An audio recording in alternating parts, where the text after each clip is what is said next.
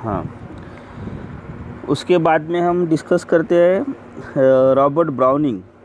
The duration है 1812-1889। Highly gifted and intellectual man, browning is the quintessential Victorian who sought to teach that emotion and intellect must be blended for attaining harmony. In his youth, he was greatly influenced by the poetry and ideals of Byron and Shelley. His early works like Pauline 1833, Paracelsus 1835 are essentially youthful and quite immature as a work of art, but foresees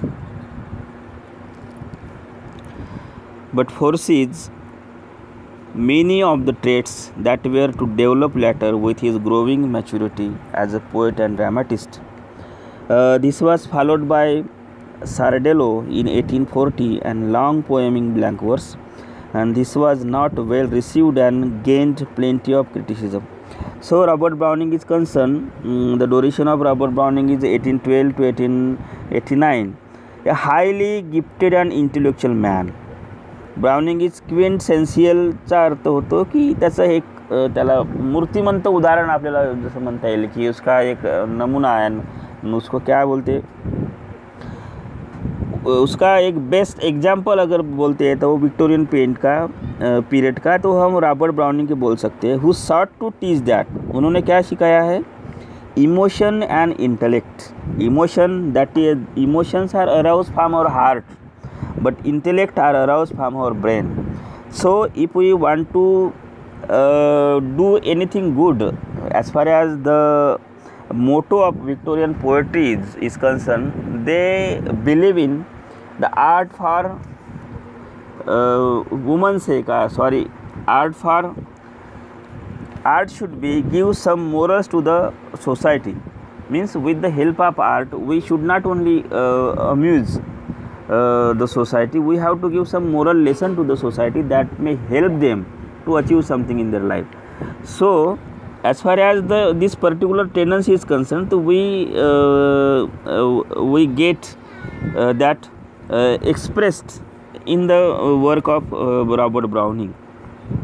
तो जो intellect और emotions है उसका अगर मिलन होता है तो एक अच्छे से हारमोनी करके हम कुछ तो भी अच्छा कर सकते हैं। ये एक विश्वास आपका विक्टोरियन पीरियड में अगर किसी ने बताया है तो वो है रॉबर्ट ब्राउनिंग।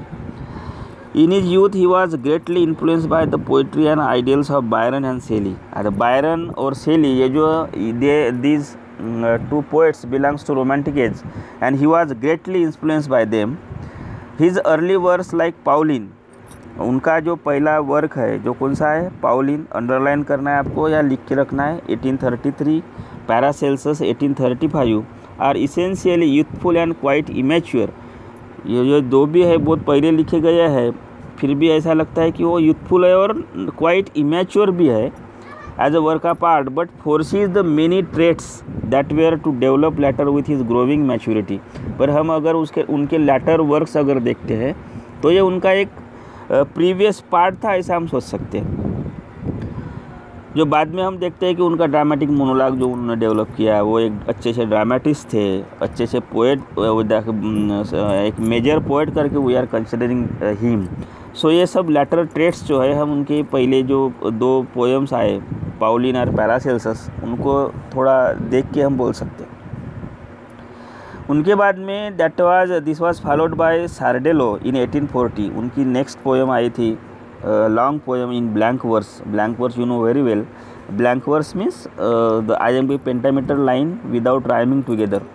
सो बहुत लंबी इपिक टाइप पोएम आई थी सार्डेलो करके इन 1840 में, वो भी बहुत अच्छा वर्क उनका हमें दिखाई पड़ता है। This was not well received and gained plenty of criticism because that was not also so mature work. That's why it couldn't get that much criticism from the all over critics. Browning redeemed his reputation. Redeems means पुनर्प्राप्त करना his reputation with his dramatic lyrics. तो उनका जो dramatic monologue है, dramatic lyric हम बोलते, तो उनकी वजह से, उनकी बदौलत उनको बहुत अच्छी रेपुटेशन प्राप्त हुई थी। तो उनका जो ड्रामेटिक लिरिक्स था, तो उनका ड्यूरेशन था 1836 एंड 1846। तो ये 10 ईयर्स का ड्यूरेशन जो हमें दिखता है ड्रामेटिक लिरिक का, ये बहुत ही इम्पोर्टेंट ड्यूरेशन रॉबर्ट ब्राउनिंग के जीवन में हमें मालूम पड़ता है। Okay, so written over the period of 10 years the volume exhibit means दिखाना Browning's artistics and intellectual genius and contains such gems मतलब मोती, Parpria's Lover, My Last Duchess, and Pied Piper, Fra Lippo and Men and Women. These are very famous works written by Robert Browning, in which we have My Last Duchess we have discussed in first semester, I think. So on the basis of these works, he was considered as a great dramatic lyricist and great writer on the basis of this lyric. So which were they? My last duchess, तो आपको ध्यान में रखना है कि on the basis of this dramatic lyric he was considered as the greatest poet, one of the greatest poet in the Victorian period. तो आपको ध्यान में रखना है या लिखे रखना है, ये पोएम कौन से थे? Porphyria's lover, my last duchess, pied piper, Fra Lippo and men and women 1855। ये आपको लिखे रखना है कि ये किसके वर्क है पूरे, ये ड्रामेटिक मोनोलॉग है और किसने लिखे हैं? रॉबर्ट ब्राउनिंग ने लिखे है। ये आपको लिखे रखो आप। 2-volume book of poem, Ring and the Book. This is also the most important work created by him, Men and Women. It was published, Ring and the Book, published in 4 volumes after the from 1865 to 1869. He also wrote lyrical poem Solando in 1889, just before his death. He also wrote a number of dramas such as Pippa Passes. You also keep in mind his drama. He was not only poet but dramatist also. So he wrote the 3 dramas, especially Pippa Passes in 1841, A Soul's Tragedy in 1846, and In a Balcony in 1853. These are dramas. ये उनके drama है, उनके play है, ये उन्होंने लिखे थे। On the basis of this drama, he is considered the great dramatist also. He is known for his short poem, just as Rabbi Ben Ezra. He is also known for his short poem, Rabbi Ben Ezra is very beautiful poem. Grammarian's Funeral, very beautiful poem. These are most very beautiful poem he has written here. So आपको ये भी ध्यान में रखना है कि उन्होंने ये भी पोएम्स लिखे थे। ये शॉर्ट पोएम है, Rabbi Ben Ezra, a grammarian funeral, but he is mainly famous today from his dramatic monologue. So आपने देखे है my last duchess, Porphyria's lover, the pied piper, Fra Lippo and men and women. These are dramatic monologue. On the basis of that, he got that much fame in his period. So Browning's skill lies in the fact that in his monologue the speaker manages to reveal the hidden layer of his character through the implication rather than directly.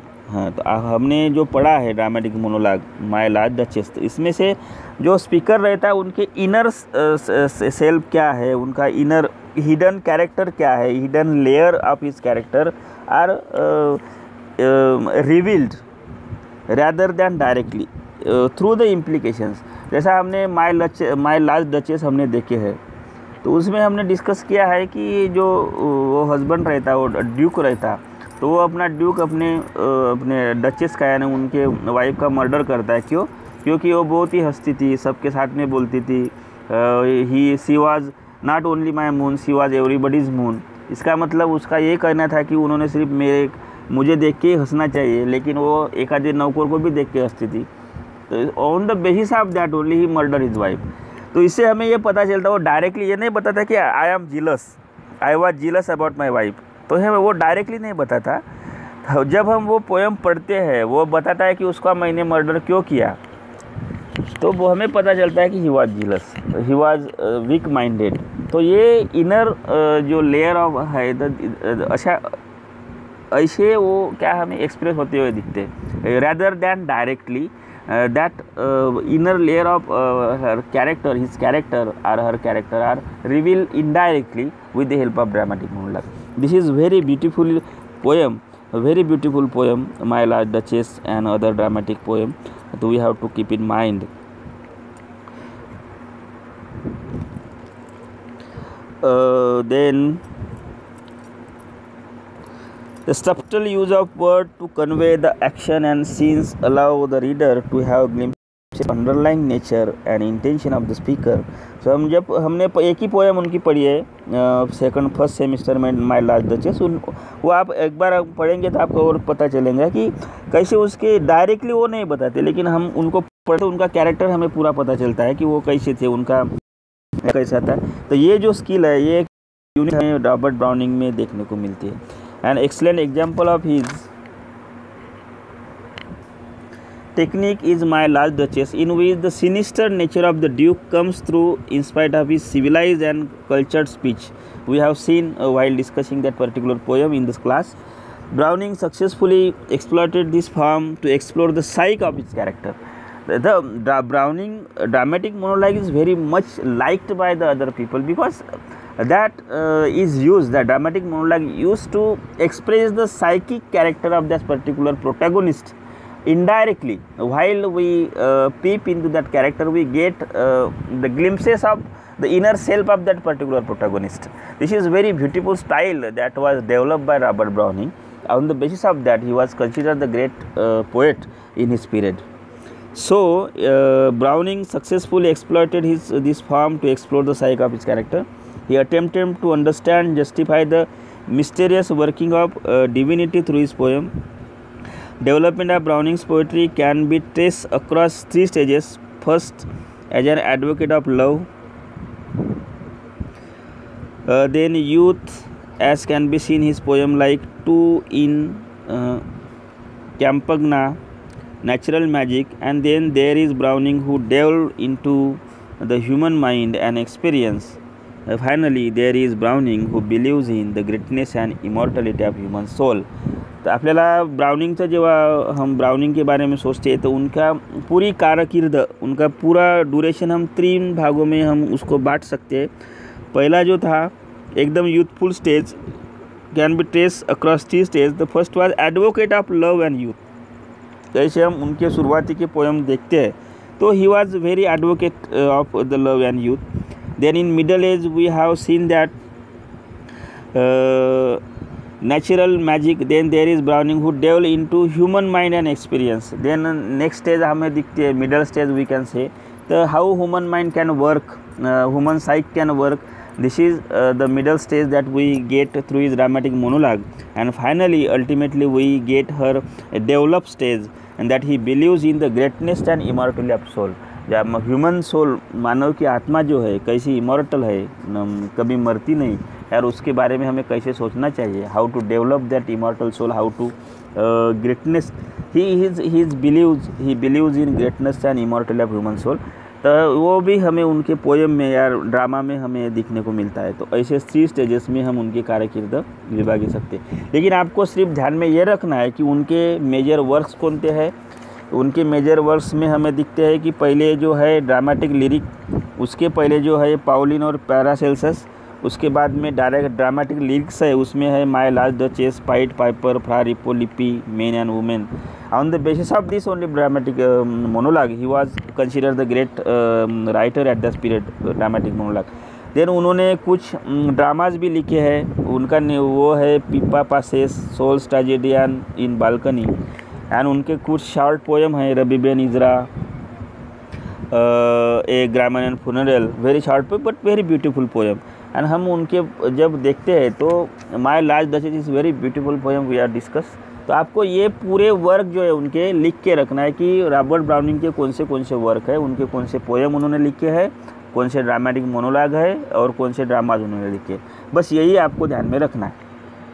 अगर आपको सद्दाब खान, अगर आपको फिर भी कुछ परेशानी हो तो कल आप और मुझे फ़ोन कर सकते हैं या मैसेज कर सकते हैं व्हाट्सएप ग्रुप पे हमारे. ठीक है, okay, bye, thank you. Next section we will discuss tomorrow.